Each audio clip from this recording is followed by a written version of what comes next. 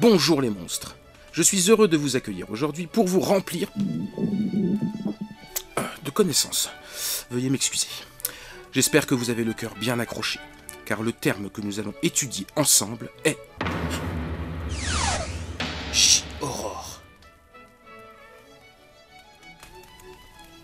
La J-horror, ou l'horreur japonais en bon français, est le style narratif utilisé par les Japonais pour traiter le thème de l'horreur.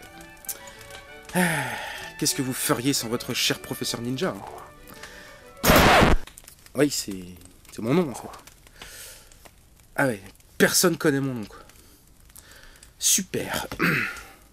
En effet, les Japonais ont une façon assez particulière de parler de l'horreur. Et nous allons essayer d'en tirer la substantifique moelle. J'ai toujours voulu la claquer cette expression. Oui, parce que bon, peut-être que personne ne connaît mon nom, mais sans moi, vous seriez encore en train de ramper dans la mélasse informe de votre inculture, là, en regardant des mangas à la télé et en lisant des animés. Oui, bon, ça va, je me calme. Avant de commencer, j'insiste sur le fait que les supports narratifs peuvent être aussi divers que variés.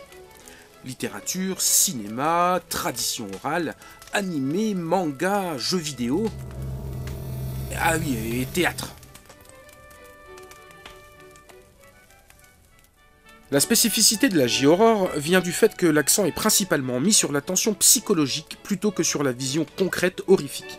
En d'autres termes, les Japonais font peur de manière subtile et pas nécessairement en utilisant le gore ou une débauche de boyaux en tout genre.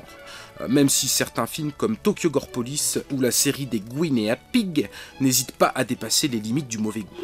La plupart du temps, la J-horror prend appui sur les fantômes, les spectres, les esprits et autres entités ectoplasmiques pour nous foutre les chocottes. Au Japon, on a l'habitude de parler de yurei pour cataloguer ces manifestations paranormales. Visuellement parlant, certains codes sont fréquemment utilisés, comme la couleur blanche, synonyme de deuil, l'absence de membres inférieurs, symbole fort de la non-rationalité du phénomène, et la présence d'une chevelure souvent mal entretenue. Contrairement à moi, l'après-shampoing et le double rinçage, c'est ça le secret. Notons également que la J-horror utilise souvent la femme pour faire peur. Comme si nous, les mecs, on pouvait avoir peur d'une femme.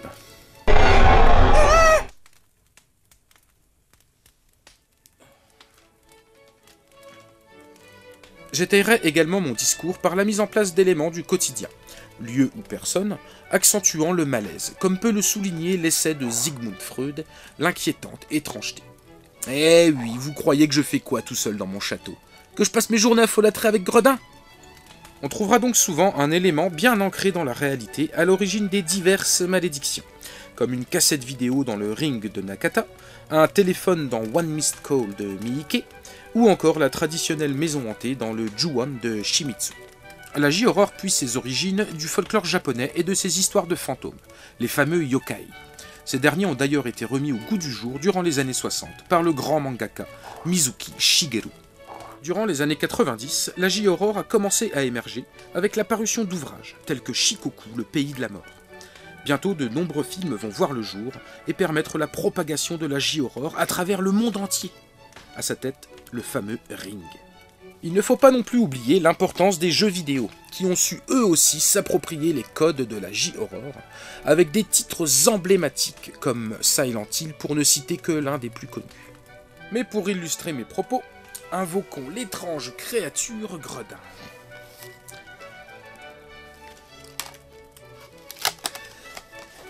Aïe, putain, rentrez salope, ouais, c'est bon.